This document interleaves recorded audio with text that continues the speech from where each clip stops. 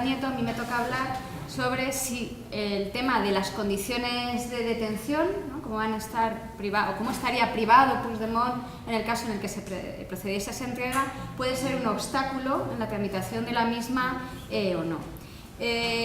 Esta hipótesis, que a lo mejor puede parecer un poco descabellada o peregrina, no lo es tanto, como acaba de decir también Adán, es algo que se llegó a plantear en el argumentario cuando se solicitó esa orden de detención y entrega a Bélgica. El fiscal solicitó una serie de informaciones muy exhaustivas sobre el estado de las prisiones, presumiendo que nuestra situación no era la adecuada conforme a los estándares internacionales. Entonces, algo que con Alemania no se ha planteado, pero que tanto por parte de la defensa de Puigdemont o por parte del tribunal podría en algún momento llegar a tener cierta cabida, ¿no?, como argumentación. Entonces, eso es lo que yo voy a tratar de ver en este momento. Y para eso yo no me voy a pronunciar sobre si es correcto o no que se utilice la situación de prisión preventiva respecto a las personas que sí que se encuentran en esta situación, que no está condicionada en el auto de Llanera esa calificación sobre rebelión. Yo no voy a entrar en esa utilización de la prisión provisional, pero sí que me va a servir cómo están el resto de las personas procesadas respecto a este proceso, para evaluar también cómo estaría Puigdemont en el caso en el que se realice esa entrega. ¿Cuál es el presupuesto de partida? Pues el presupuesto de partida es una sentencia del Tribunal de Justicia de la Unión Europea, que analizó en su momento Marta, una publicación en la que se planteaba la posibilidad de excepcionar ese principio de reconocimiento y de confianza mutuos en los supuestos en los que hubiese fuertes indicios de que la entrega fuese a suponer una vulneración de los derechos fundamentales de la persona que iba a ser entregada. Y eso ponía en jaque, ¿no?, permitía esa interpretación, afectaría a dos instrumentos de esa cooperación internacional: la decisión marco referida a la euroorden de la que estamos hablando, y también a la que se refiere a los supuestos en los que la entrega se produce para ejecutar una pena de prisión con fines más orientados a la reeducación y reinserción en el país del que es nacional el sujeto. Entonces, el problema que se plantea es ese: si esa entrega va a suponer una vulneración de los derechos fundamentales, el Estado puede negarse a proceder a la misma. Y esto se planteó, les comento, en el caso Caldadaru y Aranjosi. Caldadaru era un ciudadano rumano. El país solicitó a Alemania una orden de detención y entrega porque era sospechoso por la comisión de varios delitos contra la propiedad. Y Aranjosi había un ciudadano húngaro que había sido condenado en rebeldía en su país y también se encontraba en Alemania, y se solicitó por parte de Hungría al tribunal alemán su entrega conforme a la euroorden. Entonces, lo que se planteó en Alemania, primero incluso por parte del fiscal a la hora de informar al juez, y después fue continuado por las defensas, era que la situación de las prisiones en estos países era tan lamentable, con previos informes de distintos organismos del Consejo de Europa que señalaban las condiciones de hacinamiento y que vulneran el principio de dignidad en el cumplimiento, que llegaba a preguntarse si era posible en esos casos denegar la euroorden. Sobre todo, el problema que se plantea es porque entre las causas de denegación de esa euroorden no está prevista esta circunstancia. Entonces, ¿qué hace? Se eleva por parte del Tribunal de Justicia una cuestión prejudicial para preguntar cómo debe procederse si en estos casos puede denegar esta euroorden. ¿Qué hace el Tribunal de Justicia? Como ven ahí, parte de la reafirmación de ese principio de reconocimiento mutuo como pilar de la cooperación judicial, y reconoce que los motivos de denegación están expresamente previstos en la euroorden, pero abre la puerta a que, por circunstancias excepcionales, si se produce esa vulneración de los derechos fundamentales, pueda no procederse a esa entrega. Y para ello requiere una doble valoración. Primero, una valoración de carácter general, genérico, sobre este era un ámbito de las condiciones de reclusión, entonces sobre esas condiciones de reclusión, en función, pues, de entender que hay una situación sistémica donde todo el sistema en sí está afectado y llevaría a unas condiciones degradantes en su cumplimiento. Pero no se queda ahí. que para proceder a esa no entrega hay que además concretar ese riesgo respecto a la persona que sería entregada. Hay que valorar si esa situación sería la que sufriría en concreto la persona sobre la que se ha solicitado esa orden de entrega. Si esto es así, las 3 vías que quedan abiertas son las que se señalan ahí. Si la información permite concluir que no, después de esta doble valoración general y en concreto, que existe ese riesgo, que no existe, ese riesgo, pues el Estado ejecutará la orden de detención y entrega. Si constata la existencia de un riesgo real, puede solicitar más información, esa petición de información a la que se refería Dan, y mientras tanto aplazará hasta su decisión la orden de detención, y en los casos en los que se plantee que ese riesgo no se va a solucionar a medio plazo, entonces sí que deberá decidir si procede a la denegación o poner fin al procedimiento y no conceder esa entrega. Bien, con este presupuesto de partida, lo que vamos a ver es si esto sería trasladable al ámbito de la solicitud de la orden de detención y entrega por el juez Llarena respecto a Carles Puigdemont. Y para eso yo planteo aquí, dentro del ámbito de las condiciones de reclusión, en este caso de detención, y basándome también en cómo están privados el resto de personas por las que se ha solicitado la medida cautelar de la prisión provisional, 3 posibles ámbitos de afectación de los derechos fundamentales. Yo me voy a centrar solo en 2 de ellos, que son los más referidos a las condiciones de cumplimiento. Por un lado, la posible vulneración del artículo 3 del Convenio Europeo de Derechos Humanos porque se afecte en las condiciones de cumplimiento a la dignidad del ser humano, que era el caso sobre el que se pronunció el Tribunal de Justicia en el caso de Alan Joshi. En segundo lugar, la posibilidad, por el alejamiento del lugar de residencia, ¿no?, en la hora de elegir qué tipo de prisiones son las destinadas para este tipo de sujetos, que eso suponga una vulneración de su derecho al respeto a la vida familiar. Y luego puede haber otras cuestiones que también se refieren al ámbito de la ejecución, y es sobre si puede haber afectación, que a lo mejor no sé si por ahí va a hablar, ¿no?, a ciertos ejercicios de libertades que también tienen que ver con el ámbito político, libertad de pensamiento, de expresión, de reunión, de asociación, que se ven muy fuertemente limitados en el ámbito de la prisión. Pero yo en eso no me voy a meter. Las condiciones de privación de libertad que me voy a centrar son las 2 primeras. La primera de ellas, el problema de la sobrepoblación, que es lo que alegaban, ¿no?, se puso sobre la mesa como un posible problema respecto a la euroorden en la relación con Bélgica. Tenemos un problema de sobrepoblación en España. Primero vamos a ver cuáles son los estándares internacionales. Esos estándares se han elaborado en el ámbito del Consejo de Europa, sobre todo respecto a 3 grandes organismos que son los que han ido generando ese acervo de soft law, ¿no?, de normas que tratan de establecer unos mínimos de cumplimiento en los 47 países que conforman el Consejo de Europa. Por un lado, el Tribunal Europeo de Derechos Humanos, con una jurisprudencia muy amplia en esta materia. Por otro lado, una serie de recomendaciones que desde el 99, que empezó a preocuparse el Consejo de Europa, hasta actualmente en el 2016, que hay un libro blanco sobre cómo combatir la sobrepoblación. El Consejo de Ministros también ha ido elaborando esos acervos, y luego el Comité Europeo de la Prevención de Tortura, que también ha ido elaborando una serie de estándares mínimos a la hora de inspeccionar las prisiones de todos estos 47 países. Esos estándares, no me voy a detener aquí, se han ido elaborando a lo largo de todo, más de 20 años, porque se ha reconocido que es uno de los mayores problemas de las prisiones europeas y que es capaz de destruir el sistema y suponer una grave vulneración del derecho a la dignidad en el cumplimiento. Bien, ¿cuáles son los elementos que, a través de todos estos estándares que se han trabajado en la jurisprudencia del Tribunal Europeo de Derechos Humanos, en los estándares del Comité para la Prevención de la Tortura y también en las recomendaciones y en el libro blanco, cuando vamos a tener unas condiciones de detención que pueden ser contrarias al artículo 3, que pueden suponer la vulneración del derecho a la dignidad del sujeto? Pues sobre todo se va a trabajar con la suma de 3 situaciones, ¿no? En estas sentencias, por ejemplo, el Tribunal Europeo de Derechos Humanos va a partir de la suma de una serie de elementos. En primer lugar, lo primero que se mide es que haya un suficiente espacio vital, que el sujeto dentro de la prisión tenga un mínimo espacio en la celda. ¿Cómo lo evalúa? Pues a partir de unos mínimos. Los mínimos son 6 metros cuadrados en el caso de celdas individuales, 4 metros cuadrados en el caso de celdas compartidas, aunque se han mejorado los estándares últimamente y para centros nuevos lo que se dice es que deberían ser se deberá construir sobre 6, o sea, en el caso en que haya 2, mínimo 10 metros cuadrados, y ahí sin contar lo referido a los servicios sanitarios.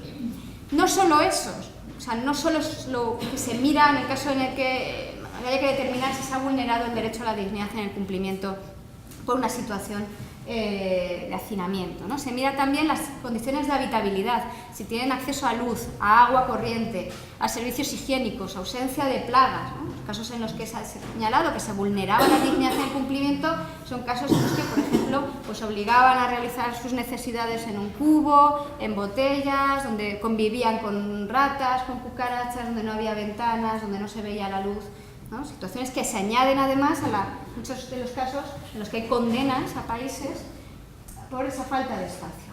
Y luego también se tiene en cuenta la posibilidad o no de salir fuera de la celda a realizar actividades y tener acceso al aire libre.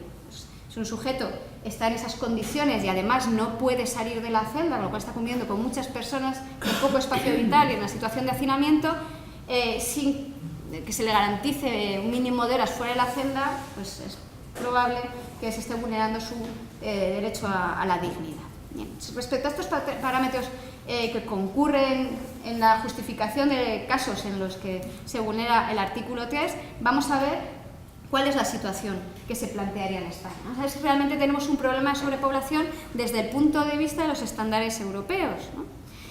Si vamos a determinar notas de prensa, sí que vemos cómo lo hemos tenido, ¿no? Es decir, veis ahí la cárcel española figuran entre las más masificadas de Europa, con datos de masificación ofrecidas por los propios sindicatos de prisiones, o incluso el reconocimiento de prisiones de que necesita hacer celdas más grandes para combatir los problemas de hacinamiento. ¿Cuál es la situación? Pues lo primero que tenemos que ver es a partir de dónde están, ¿no? Las personas que están privadas de libertad por el mismo proceso que en su caso se ha pedido la orden de detención y entrega para Carles Puigdemont. Vemos que instituciones penitenciarias ha decidido enviarlos a 3 prisiones. Al principio decidió que eran 5, después los concentró entre comillas en 3, alegando que era más fácil así facilitar la defensa de los internos. 2 de ellos están en Soto del Real, que es un centro tipo, hecho en 1995, y esto es importante para cosas que luego diré después, con 1.008 celdas que se pueden duplicar, o sea, hasta 2.000 personas caben en ese centro. 4 en este momento están en Extremera, que es una prisión que visitamos con compañeros vuestros en la asignatura de penitenciario, lo mismo, 2008, de las últimas prisiones centro tipo que se hicieron, 2.000 y pico personas llegan a caber, en la actualidad están como 1.100.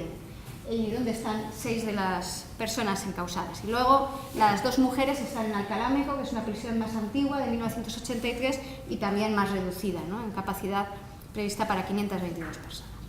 Nuestras prisiones están en ese juicio global que tendríamos que ver, y luego en concreto, así esa persona que sería destinada seguramente a un centro de esta naturaleza sufriría condiciones de hacinamiento y de sobrepoblación. Bueno, ¿qué es eso de la sobrepoblación? La sobrepoblación se puede conceptuar de distintas maneras.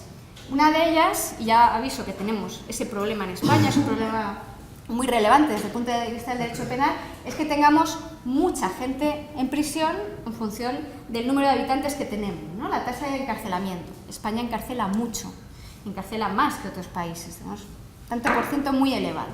Pero eso no es lo que le interesa a los estándares internacionales a la hora de establecer si hay un ataque a la dignidad o no en el cumplimiento. Lo que mira son estos 2 factores, ¿no? Estas 2 tasas.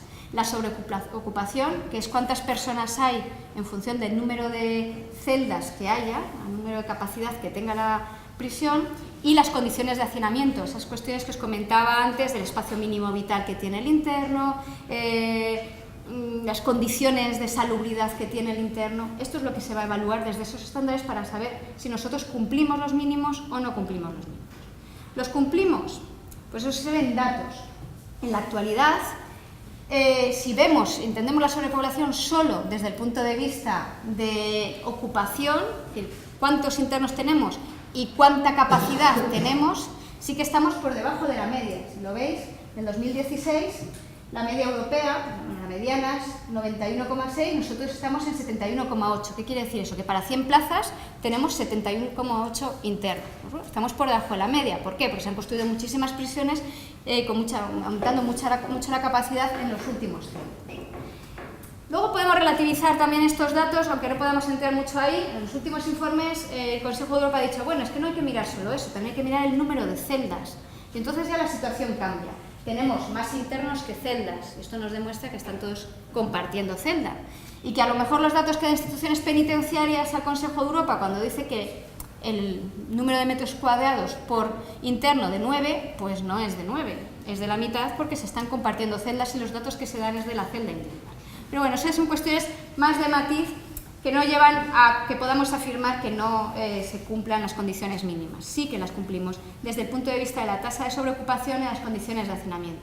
Sí que puede haber prisiones en concreto que tengan determinados problemas o módulos en concreto y no hay estudios al respecto. Debería hacerse respecto a cada módulo y respecto a cada centro. Pero no tenemos un problema sistémico de hacinamiento y sobrepoblación en España. Lo tenemos de encarcelamiento, pero eso es otro ámbito. Otra cuestión que hay que mirar es dónde se ha destinado a este tipo de sujetos. En la actualidad en España tenemos la convivencia de viejos centros, los que veis ahí, Cuenca, Herrera de la Mancha, creados en los años 80, centros mucho más antiguos como Caña, de 1700 y pico, conviviendo con centros nuevos, esos centros tipo que se han creado a partir de los años 90. En esa necesidad de buscar grandes establecimientos penitenciarios para responder a los problemas de sobrepoblación, donde quepan muchísimas personas y tratando de buscar la máxima seguridad al menor coste, ¿no? Y eso es un centro tipo, eso es Extremera, eso es donde hay parte de las personas, ¿no?, que están privadas de libertad por este proceso.